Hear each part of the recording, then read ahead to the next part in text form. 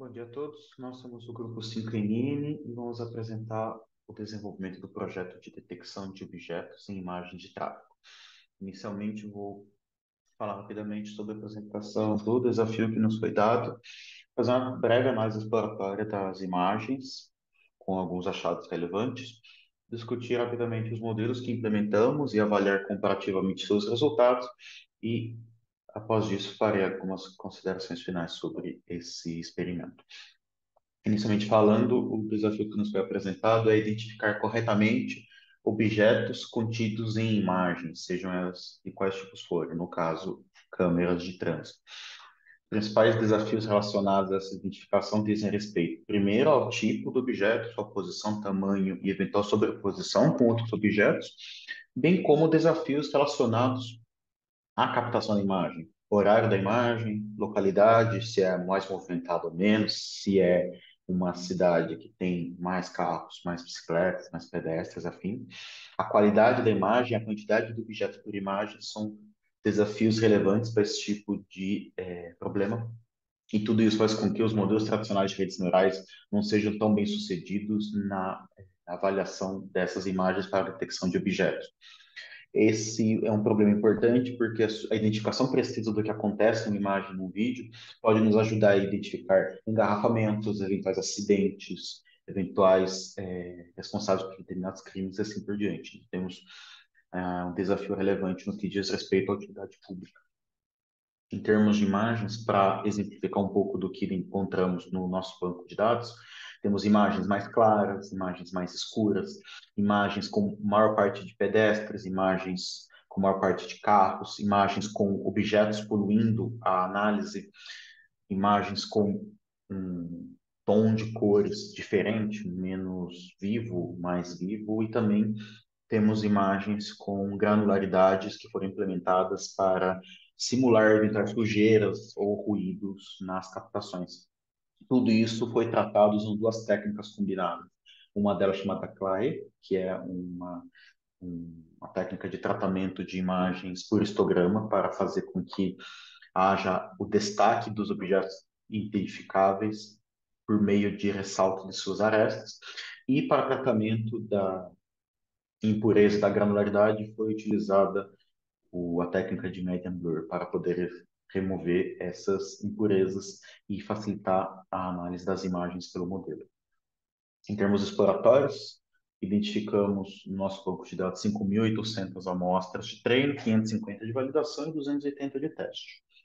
Olhando diretamente para o conjunto de treino, notamos que há uma relação de 1,45 carros para cada qualquer outro objeto anotado no banco de dados.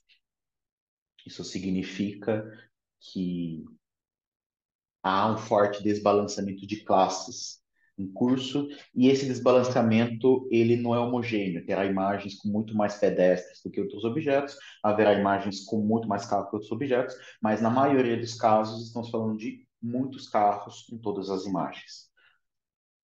Em termos de área dos objetos, notamos que os ônibus são os objetos que ocupam a maior área, evidentemente, mas percebemos que carros e bicicletas podem ter tamanhos parecidos. Isso é devido ao fato do bounding box, que identifica objetos, ser plotado em 2D contra uma imagem que é em 3D. Então, a depender da orientação do box a ser inserido, podemos ter uma bicicleta que parece maior do que é por conta da rotação da imagem naquele momento.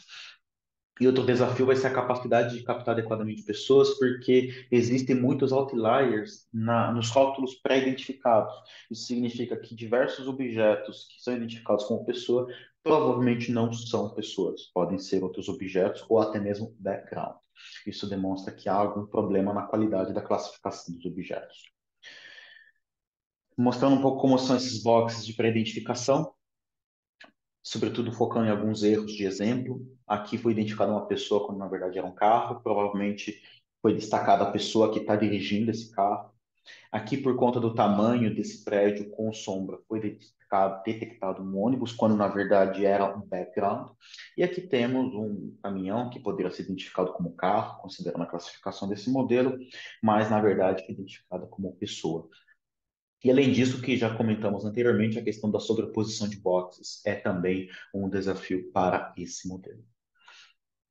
Dito tudo isto, optamos por duas implementações para testarmos comparativamente, implementações que são focadas na qualidade da detecção de objetos em imagens. RetinaNet, baseada em ResNet 50, cujo objetivo é identificar o que é aquele objeto.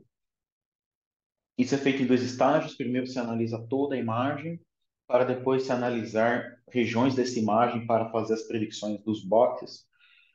É o modelo que lida melhor com questões de desbalanceamento, porque implícita está uma função de perda focal loss, que é uma heurística para tratamento de classes desbalanceadas. E do outro lado, escolhemos a YOLO, acrônimo para You Only Look Once, que é um modelo de detecção de estágio único, ou seja, um modelo bom para detecção em real time. Usa uma DarkNet 53 como rede neural de base e uma Cross Entropy Loss como função de perda, cuja vantagem é a rápida convergência, o que daria a vantagem de precisar de menos épocas para a captação do modelo. Para os dois modelos analisados, utilizamos 30 épocas com um backsize de 4. Os modelos finais lidaram com um otimizador do tipo Weighted Adam, com EMA ativado.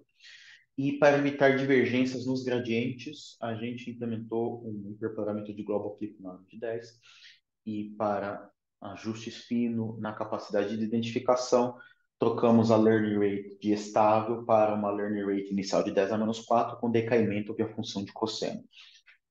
Em termos de resultados, comparando primeiro os gráficos de desempenho, observamos que a YOLO V8 é um modelo de aprendizado constante, com funções de loss montanicamente decrescentes, o que indica que não identificamos eventual overfitting em treino, diferente do que identificamos na RetinaNet. Possivelmente estejamos no local de overfitting por conta da melhoria substancial da entropilose em treino contra uma validação de loss crescente.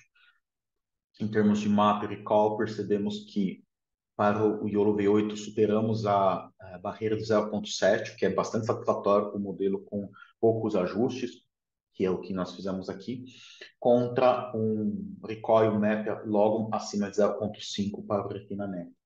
Desmembrando esses resultados, podemos perceber que o que faz essa map cair é muito devido às áreas pequenas não serem identificadas. A precisão é muito baixa. Isso significa que muitos objetos que têm bounding box pequenos são identificados como background em detrimento de serem identificados como objetos.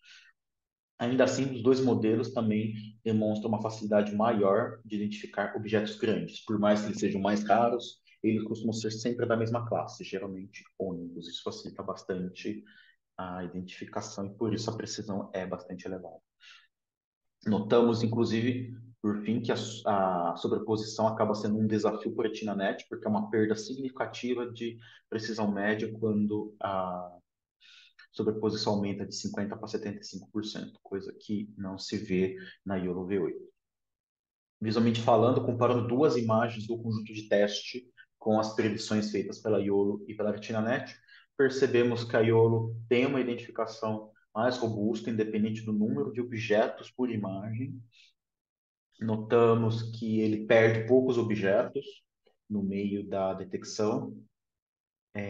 Possivelmente ele tem mais dificuldade de identificar objetos escuros. Então, por exemplo, que é uma pessoa, ele acabou não identificando, mas também não estava identificado no rótulo inicial.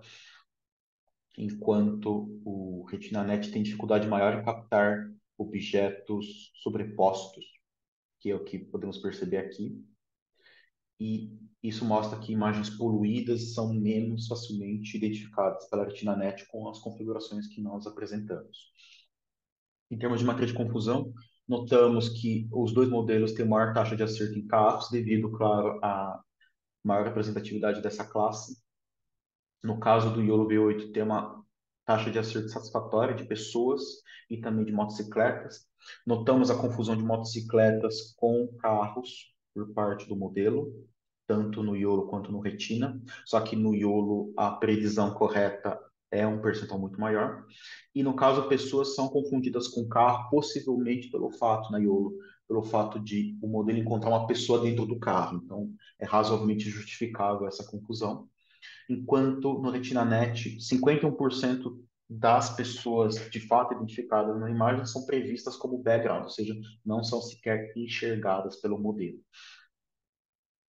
E notamos o que havíamos comentado em relação ao tamanho de áreas, as bicicletas são confundidas com carros e com motocicletas por conta do seu tamanho, e eventualmente com pessoas por conta da presença de uma pessoa perto da bicicleta. Então, isso demonstra o porquê dessa variabilidade dos percentuais de acerto nas matérias de confusão.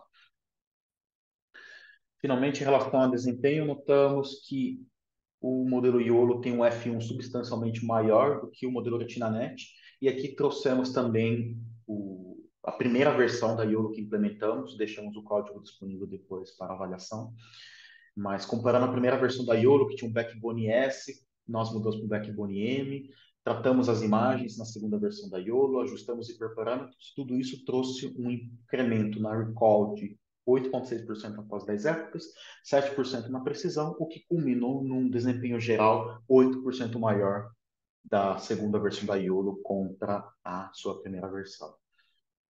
Em termos de considerações finais, então percebemos que YOLO é um modelo muito bom para captação de objetos em imagens, sejam elas de quais tipos forem. Contamos a partir de alguns exemplos aqui.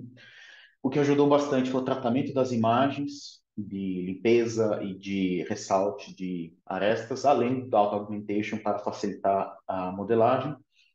Isso mostra como escolher um modelo muito específico para o objetivo que foi proposto é relevante para esse tipo de trabalho. E dois desafios que ficam para possíveis implementações futuras é melhorar a questão do balanceamento de classes e implementar mais modelos concomitantes para construir um ensemble para poder fazer performances melhores. Muito obrigado pela atenção de vocês.